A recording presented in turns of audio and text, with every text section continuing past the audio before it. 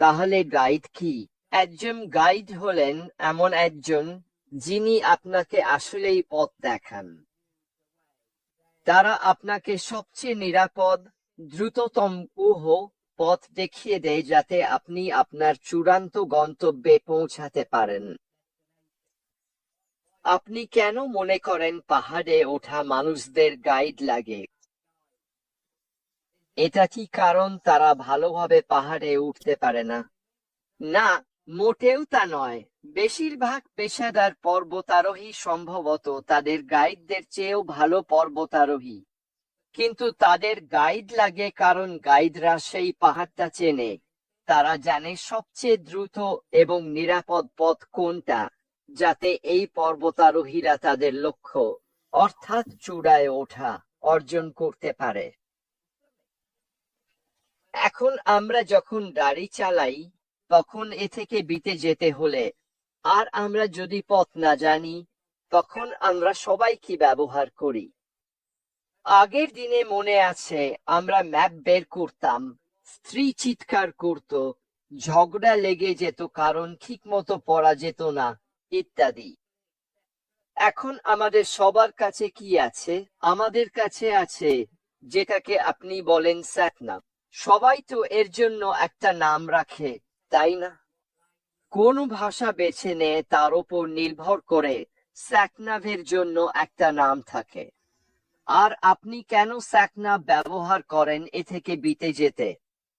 খুব সহজভাবে বললে, এটা আপনাকে দেখাবে সবচেয়ে ভালো পথ, তখনকার রাস্তায় যে ট্রাফিক পরিস্থিতি আছে সেটা মাথায় রেখে, যাতে আপনি আপনার গন্তব্যে পৌঁছাতে পারেন।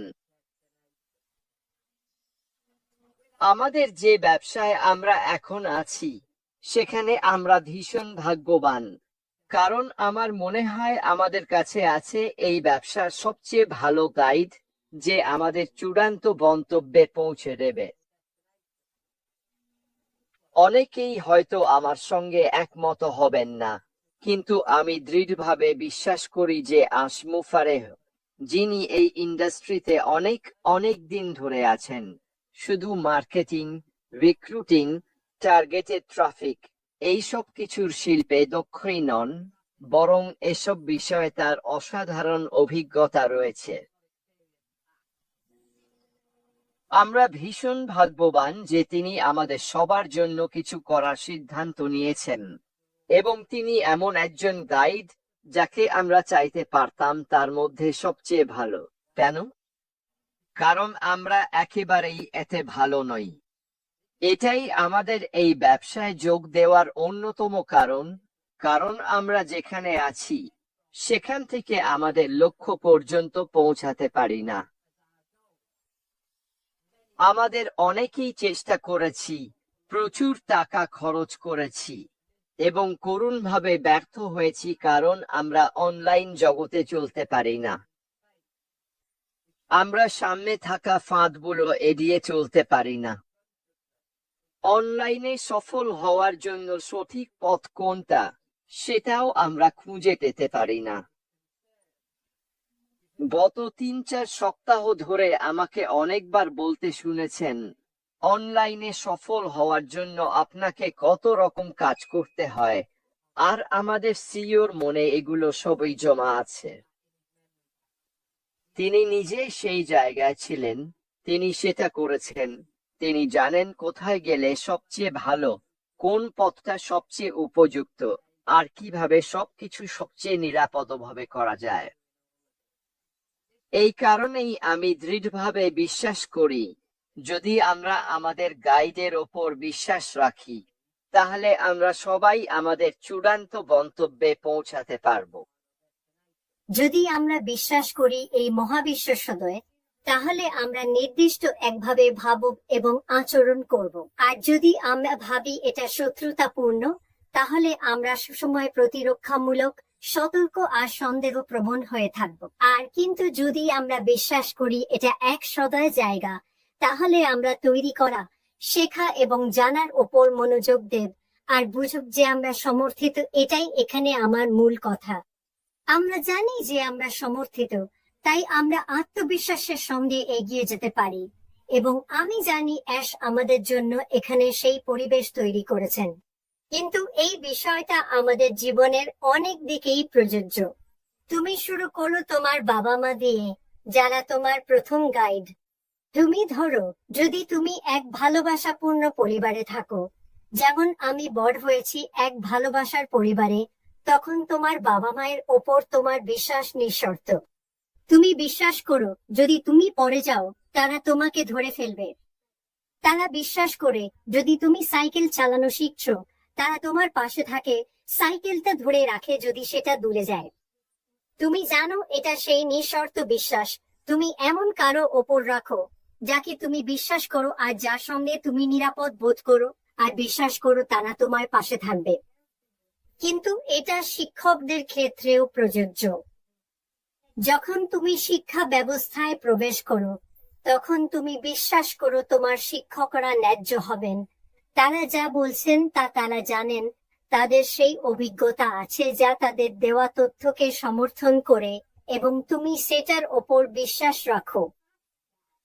আর আমরা সবাই বুঝতে পারি, আমার মনে হয় আমরা সবাই বুঝতে পারি, বিভিন্ন শিক্ষা ব্যবস্থা পেরিয়ে এসে সবাই কিন্তু এমন নয়। সব শিক্ষক ভালো নন। সব শিক্ষক মানে কিছু শিক্ষক সত্যিই ভয়ানক এবং অযোগ্য, আবার কিছু শিক্ষক অসাধারণ, আর তাদের সঙ্গে থাকলে তুমি নিজেও বেড়ে ওঠো। আর আর আর তাই অ্যাশের কথায় আসলে, যেমন রেড বলেছিল, সেই আদর্শ গাইড যাকে তুমি পুরোপুরি বিশ্বাস করতে পারো।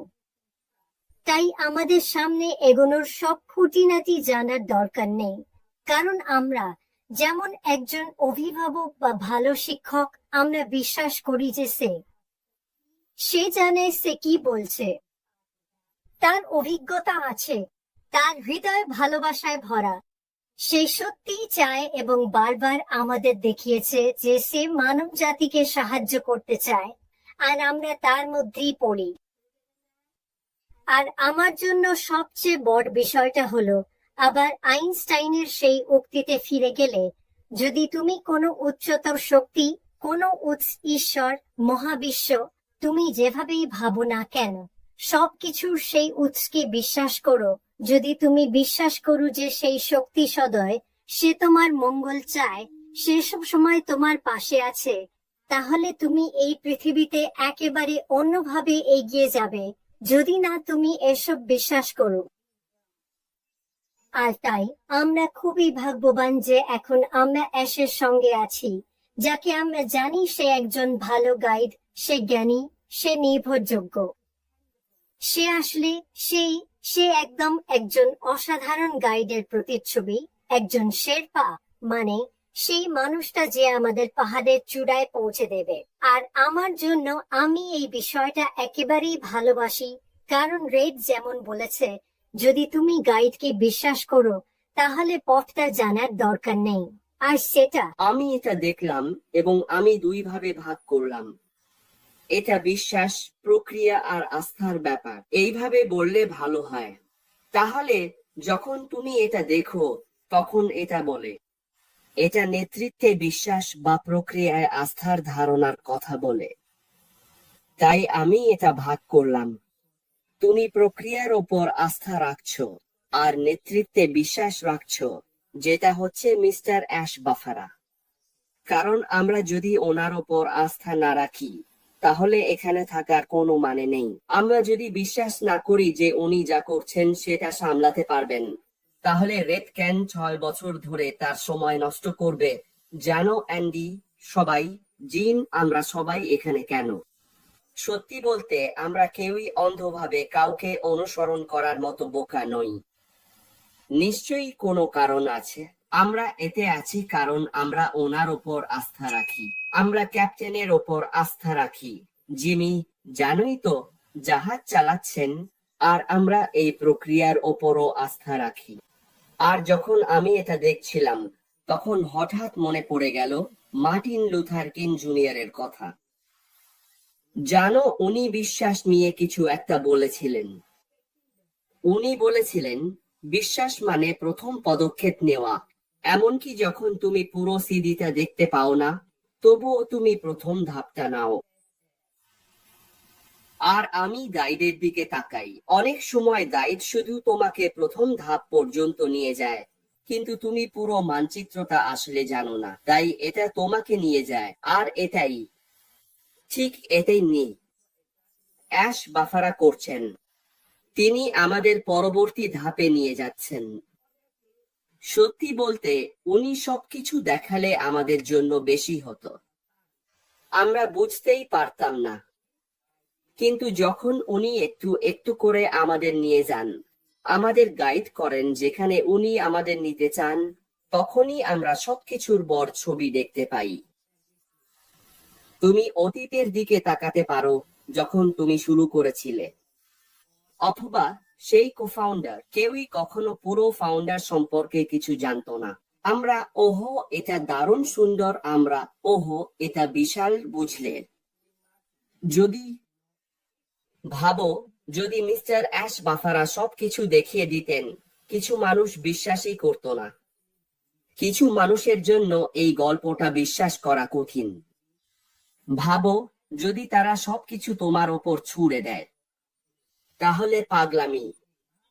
তুমি বলবে এটা কেউ করতে পারে না, কারণ এটা শুধু একটা ছবি, একটা মানচিত্রের মতোই লাগবে। তুমি বলবে, তুমি কি নিশ্চিত কেউ আসলেই এমন কিছু বানাতে পারে? কিন্তু ঈশ্বরকে ধন্যবাদ, আমাদের মিস্টার অ্যাশ বাফারার মতো একজন আছেন, যিনি আমাদের ধাপে ধাপে গাইড করছেন, বুঝিয়ে দিচ্ছেন কেন আমরা এটা করছি। কারণ কখনো কখনো তারা তোমাকে কিছু দেয়, পড়ার জন্য একটা ডকুমেন্ট দেয়। তুমি তো জানোই না ওই ডকুমেন্টে কি বলা হচ্ছে। যদিও তুমি সত্যি মনোযোগ দিয়ে পড়ছো, কখনো কখনো তারা যা অর্জন করতে চায় তা বোঝা কঠিন হয়, যতক্ষণ না আরো পরিষ্কার ছবি পাওয়া যায়, বা কেউ যে তোমার চেয়ে বেশি জানে এসে বলে, ওহো জিন, আমি আসলে এটা বোঝাতে চাইছি। তুমি কি সত্যিই যা পড়েছো সেটা বুঝেছো? তুমি বলো, না। তিনি বলেন, আমি আসলে এটা অর্জন করতে চাইছি, এবং ঠিক এটাই অ্যাশ বাফারা করছেন, আমাদের পথ দেখাচ্ছেন, একটু একটু করে আমাদের এগিয়ে নিয়ে যাচ্ছেন। জানো তো, আমাদের বুঝতে সুবিধা হয় এমন ভাবে টুকটাক করে দিচ্ছেন। এবং এটাই করার সবচেয়ে ভালো উপায়, কারণ আমরা জানি এটা সহজ নয়। একটা সিস্টেম তৈরি করা সত্যিই কঠিন। হ্যাঁ, পথটা পরিষ্কার নয়, কিন্তু আমরা কি সেখানে পৌঁছাচ্ছি? হ্যাঁ। তিনি কি হাল ছেড়ে দিচ্ছেন? না, তিনি এখনো সেখানে কঠোর পরিশ্রম করছেন, কারণ এটাই তার স্বপ্ন। মানুষের প্রথম যে বিষয়টা বোঝার ভুল হয়, হলো যখন তুমি স্বপ্ন দেখো, তোমার স্বপ্ন থাকে, তখন ছেড়ে দেওয়া কঠিন। আমরা থাকি বা না থাকি, অ্যাশ বাফারা এগিয়ে যাবেন, কারণ এটা তার স্বপ্ন। আমার যদি স্বপ্ন থাকে, আমি আমার স্বপ্ন ছেড়ে দিতে পারি না। রেডও কখনোই তার স্বপ্ন ছেড়ে দিতে পারবে না, বুঝলে? তাহলে আসলে সেই স্বপ্নটা বদলাতে পারে কেবল তখনই যখন স্বপ্নের মালিক নিজেই হাল ছেড়ে দেয়। তখনই আমি বলবো, ঠিক আছে, শেষ। কিন্তু যতক্ষণ তিনি এখনো সামনে এগিয়ে আসছেন, যেমন রেড একটু আগে ঘোষণা করলো, বাহ, এটা তো একেবারে নতুন খবর। জানো তো, এটা আমাদের দেখানোর জন্য যে এই মানুষটা এখনো আছেন, এমন কিছু করছেন যা শুধু আমাদের প্রতিষ্ঠাতাদের জন্য নয়, ভবিষ্যতে আসা কোটি কোটি মানুষেরও উপকারে আসবে, যারা এটা দেখে বলবে, বাহ, এটা তো দারুণ এবং অসাধারণ কিছু। তাই আমি আর যখন আমরা যোগ দিয়েছিলাম, তখন কোনো নামই ছিল না। এমনকি তখন এটাকে গো ফাউন্ডার্স বা অনপ্যাসিভ বা কিছুই বলা হতো না।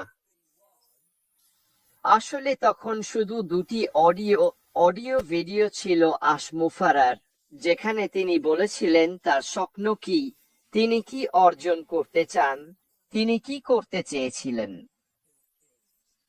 ওটাই ছিল তার স্বপ্ন। এখন আমরা সেই স্বপ্নে কিছু দেখেছিলাম, আমি আর পিট। ওটা আমাদের সঙ্গে মিলে গিয়েছিল। আমরা বুঝতে পেরেছিলাম উনি কি অর্জন করতে চাইছেন, আর আমরা সেটার অংশ হতে চেয়েছিলাম। জানেন তো, আমরা আমরা আমরা সঙ্গে সঙ্গে যুক্ত হয়ে গেলাম।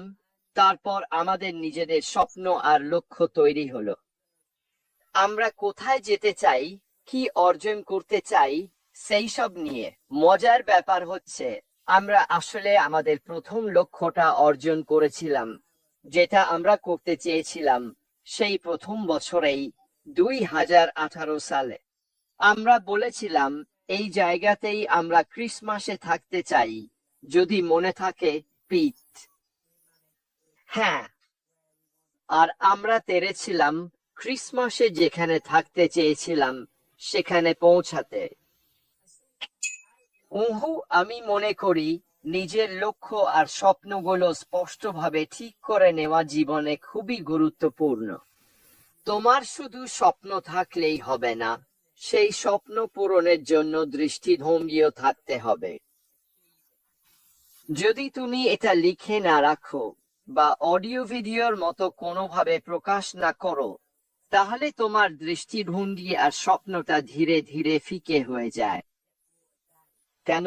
কারণ মানুষ সাধারণত কঠিন পথ পেরিয়ে নিজের আসল লক্ষ্য অর্জন করার চেয়ে কিছু একটা বদলে নেওয়াকেই বেশি পছন্দ করে।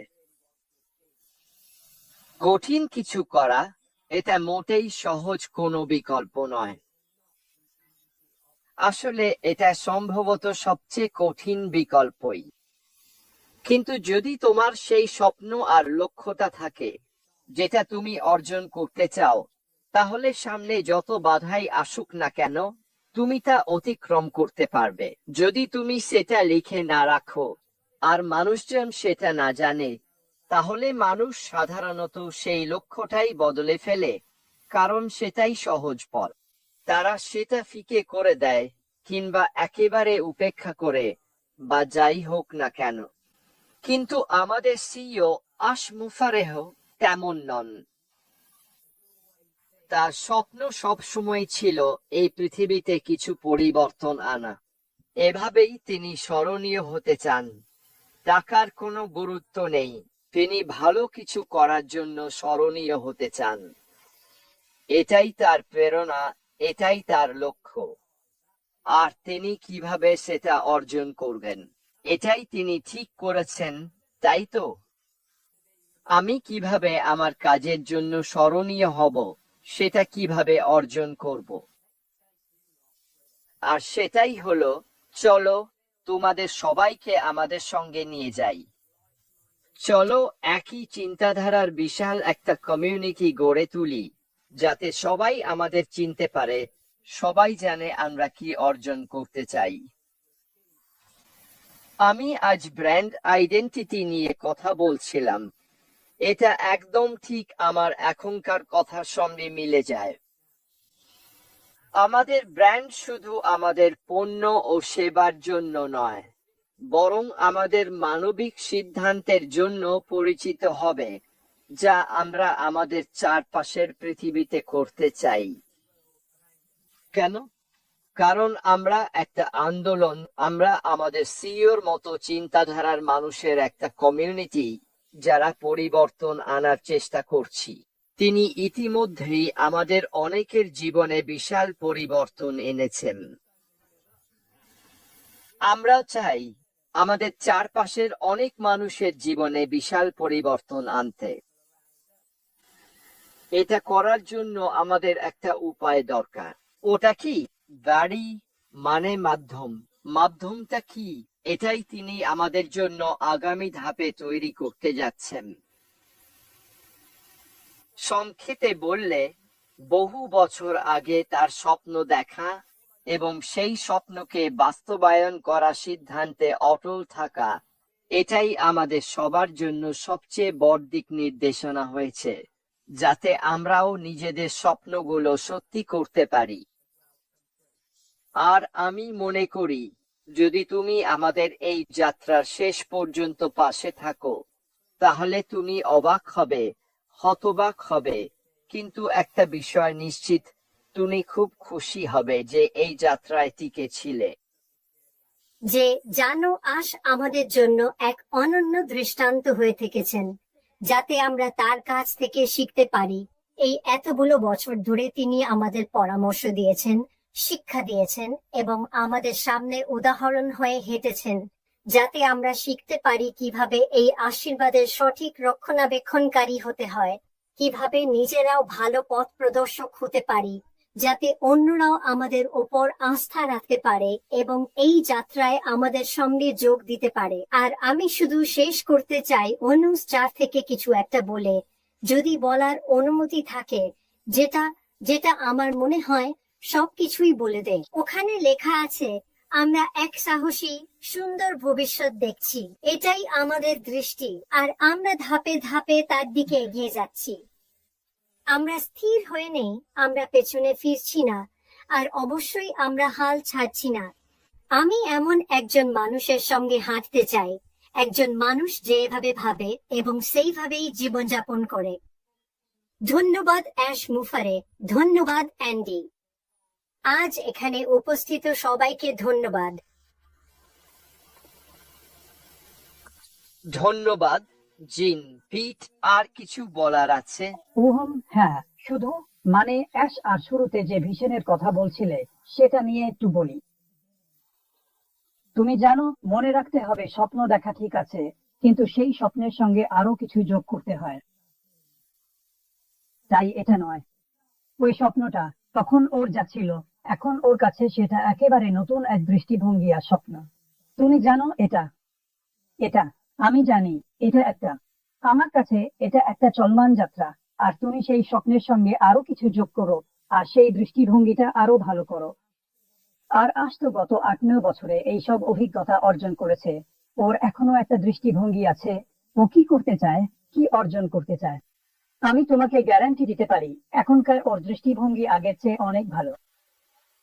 আশা করি ওদের কাছে এটা পরিষ্কার হয়েছে। হ্যাঁ, অবশ্যই পরিষ্কার হয়েছে। ঠিক আছে, হ্যাঁ, অবশ্যই পরিষ্কার হয়েছে। ধন্যবাদ পিট। কলিন্স, শেষ কোনো মন্তব্য আছে যা তুমি যোগ করতে চাও? হ্যাঁ, তাহলে ধন্যবাদ অ্যান্ডি। তাহলে আমি যখন মুফারেহ এবং উনি যা করছেন সেটা দেখি, তখন আমার মনে হয় এটা প্রযুক্তির চেয়েও অনেক বড় কিছু। প্রযুক্তি তো কেবল একটা হাতিয়ার, কিন্তু এটা তার চেয়েও বেশি কিছু। এটা মানবতার ব্যাপার। তিনি প্রযুক্তিকে ব্যবহার করতে চান অন্যদের উপকারে, এমন একটা প্ল্যাটফর্ম গড়ে তুলতে চান যেখানে কোটি কোটি মানুষ থাকতে পারে, আর আমরা নিজেরা সেই সিস্টেমে অংশগ্রহণ করে এমন কিছু অর্জন করতে পারি যাতে মানবতার জন্য ভালো কিছু করা যায়। কারণ ওনার স্বপ্ন হলো, আমরা যখন শেষ বা কোনো এক ওয়েবিনার স্মরণ করি, উনি একটা কথা বলেছিলেন, আর এই কথাটা আমাকে সত্যিই নাড়া দিয়েছিল। তিনি বলেছিলেন, আমি চাই আমি যখন এই পৃথিবী ছাড়ব, তখন যেন পৃথিবীটা আমার আসার সময়ের চেয়ে আরো ভালো অবস্থায় থাকে। এটা মানবতার ব্যাপার, এটা টাকার চেয়েও বড়, এটা তার চেয়েও বেশি কিছু কল্পনারও অতীত। আর এটাই কারণ তিনি কখনোই এই স্বপ্ন ছাড়বেন না, কারণ তার স্বপ্ন হলো এমন কিছু করা যা এই পৃথিবীতে ইতিবাচক ছাপ রেখে যাবে। আমি এখানেই শেষ করছি অ্যান্ডি, ধন্যবাদ।